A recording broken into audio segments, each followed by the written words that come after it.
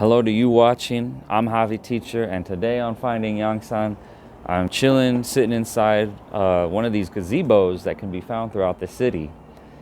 These gazebos are, yeah, like I said, just kind of throughout. You find them usually near parks. Most people kind of come and sit and chill to get out of the sun, maybe have some drinks with their friends, and they're really nice to just kind of stop and rest at. Behind me is my old neighborhood. I used to live in one of those 3-story apartments, and it was really nice. I loved it. Also behind me is a little nice park. It's a quiet park. Lots of ducks and geese kind of just hanging out, chilling with me today. And today I kind of wanted to talk about 5 pieces of advice that I would give to new, younger English teachers, or even just old teachers that maybe need a reminder of why they came out here or what can be done to be better at their job. And the idea came to me when I was flying home from Texas, or I had just visited Texas and I was flying home, or flying back to Korea. And my first flight out was to Dallas, and this one girl had overheard that I was flying to Korea, and I had overheard that she was flying to China. And so on the flight, on the plane, she asked me like, hey, are you an English teacher? And I said, yeah, I am. And she was telling me, oh, I'm going to be flying to China. And I could just kind of see it on this girl's face. You know, she was, really excited. This was her first time going to teach abroad. A little bit naive, but still very excited. And she asks me if I had any advice to give her. And I kind of knew this was a pivotal moment, because these next words that I chose would probably be the most impactful on her career. And the first thing I could think of, I mean, there was a million things, and she even asked me like, oh, or are there so many things that you can't think of anything? And I said right away, don't try to be the student's friend, be their teacher. And she was kind of surprised when I said that. She hadn't thought of that. And that's one of those things they don't really teach you when you're getting a TEFL, T-E-F-L, Teaching English as a Foreign Language certificate. And so with that, I kind of wish I had said more, but I think at that moment that was exactly appropriate and what she needed to hear. Because again, she was very young, and who knows what she would have done. Not that she would have done anything bad, but that's a common mistake teachers make, is one, trying to be the student's friend. Now, you can be friendly. You want to be friendly. You want to be a friendly teacher. But to try to be the student's friend is, I feel like it kind of goes without saying. Don't do that. You're an adult. You're not going to be hanging out with these students after class. You're not going to be sharing in the gossip with them. They got their own friends. You're an adult. You got your own friends. But the reason why you don't want to be their friend is because later on, if you try to be cool with your students, later on you're gonna want to try to discipline them, and they're not gonna want to listen to you. They're not gonna take you seriously. They're gonna probably think you're joking and think, nah, it's cool, we're cool. And that, yeah, it doesn't really work. So don't try to be cool with them. They're gonna walk all over you. And again, when you try to discipline them, it's not gonna work. They won't really listen to you. And you can be cool without trying to be cool, man. Like, yeah, I'm cool with my students, and the thing is, I can still get after them, and they're cool with it. They don't get butthurt. They don't hold any grudges. If I tell them, hey, don't do that, they don't take any offense to it. They just, okay, yeah, and we're cool like that. But I'm not gonna try to be impressing some youngins, trying to be cool in with them. It doesn't work. Don't try to be their friend. Be their teacher. That's the relationship you need to have with them, and set the boundaries. Number 2, and this one's kind of like this is a kind of a big deal for me. Some teachers are okay with letting students speak Korean in the classroom, and I can see that. I don't think there's any. No one's exactly right or wrong on that. But the one thing that I'll tell you is, don't speak the local language in class. And there's a few reasons for that. And, I don't know where it says this. I've never been able to find it. Maybe you guys can tell me. But Nowhere in the job description when you're coming over here does it say that speaking the local language is a requirement or that it'll help you get the job easier. You're not being required, you're not being paid, you're not getting hired to speak the local language. You're being hired to provide the students with an immersive environment and where they're forced to use the English that they know. Doesn't do the students any favors. It's not your personal language exchange. It's not what you're paid for. It's not what the parents are paying for. And the kids can speak the local language with anybody else in the country, and they only have so much time to practice their English with you. So really keep that in mind. And some people say a little bit of Korean is okay, or a little bit of, I don't know if you teach in China or Japan, but a little bit of Korean is okay, and it might be, but later on, you start to get into the habit of maybe speaking a little bit more Korean than you should, and then having full-blown conversations. Now, I don't allow my students to speak Korean in my class for two reasons. One is that the students kind of just become comfortable with speaking Korean, and one little question to another student about the assignment, one little question quickly turns into a full-blown discussion, not even just between them two, but with the whole class involved. It's a lot easier for these kids to listen and pay attention to what's going on in Korean than it is for them to listen to someone speaking to them in English, and that conversation is probably a lot more interesting to them too.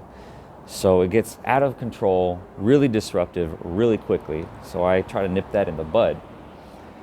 Also, it gets students in the habit of wanting to just speak Korean, and in any situation. Recently, we had a teacher at my school, and this guy did us no favors. My God, this dude, he was a topic level 3. I might be mentioning him a few more times, but I don't know what was going on in his head, but he decided he was going to conduct his classes in Korean. There were 6 other Korean teachers at my school, and only me and him were the only foreign native English-speaking teachers. And this guy was speaking Korean, having conversations with the kids in Korean. The other teachers were just baffled because nobody had ever done this before, and it wasn't necessary. The kids refused to speak English with the other Korean teachers. The students would come up to me and just automatically assume I knew Korean because the other foreign teacher knows Korean. And it was very disappointing, upsetting, irritating, frustrating. And it just undid all the work that we had put into getting these students into the habit of speaking English. So if you're a new teacher, don't come over, and if you know the language, don't mention that. It destroys the illusion of you not knowing Korean and the students thinking that they have to only speak English because you're not going to understand. There's a definitive power dynamic that happens. You can't speak Korean, you can't understand Korean, they're trying to speak to you in Korean when they're trying to go to the bathroom, and it forces them, it puts them in that situation where they have to, speak English. But again, don't speak the local language. It doesn't help the students, doesn't help the other teachers. It's not what you're paid for. Number 3, learn your students' names. By God, learn your students' names. You have no idea how much that will help you. Learning your students' names, and I learned this at a master's swim seminar when I was in my mid to early 20s. And the speaker was saying, what's the most important thing you can know about someone? Their name. And it goes a long way, it really does. And it helps you build a better bond with your students, knowing their names. And, think about those times when you were a kid and maybe a teacher or a coach didn't know your name. Hey, you. It makes you feel like a nobody. So learn your students' names. I feel like that should go without saying, but again, some people here, they don't do that. Learn your students' names. It helps you build a better rapport with them. And again, a better bond. you can, when you know your student's name, they, for some reason, want to open up more to you. It's helpful, learning students' names. It might be hard, but just do it. That's not even a suggestion. That should be like an order. Number 4, try and fit in. Jeez, man, don't try to be liked by everyone. That's not what I mean. I mean, try and fit in. If you see, if you notice the other teachers kind of doing something, maybe, for example, you see the other teachers leave the teacher's office and they go out to the front lobby or the front foyer, and they're all standing around at the beginning of the work day, and they're standing around to greet the students. Be one of those teachers that goes out there. Don't be that teacher that just hangs back in the teacher's room. You can. No one's going to say anything. But it shows some initiative. Just kind of go along with whatever they're doing. Be flexible. You'll hear a lot of people say, be flexible, learn to be flexible. That's where being flexible comes into play and comes in handy. Don't try to do your own thing right away. Do not. And I can speak on that from experience myself. When my old school was bought out by my second school, I came into that new school thinking I was going to be able to do the same thing I was doing at my old school. Just kind of come in, have some fun, maybe neglect the book a little bit, then catch up the next day on the book. No, this school was really strict, had its own system, had its own curriculum, and it actually ended up kind of hurting me. And it wasn't until that my boss at the time gave me a written notice, a written warning, that I kind of realized, like, oh shit, this is real.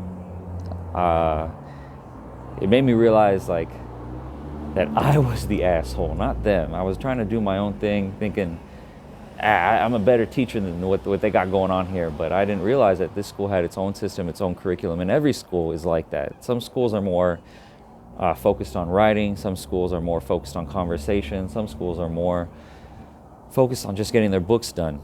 And that's their system. You have to go along with it. And, even like I can even, I've even seen it from the outside looking in. The last teacher we had, this dude came in and thought he was God's gift to our school, was doing his own thing. Again, conducting classes in Korean, nobody asked him to do that, but also coming up with his own worksheets and handouts, making his own tests for the books. When we didn't ask him to do that, we told him what we wanted him to do, and he wouldn't do it. He refused to follow directions.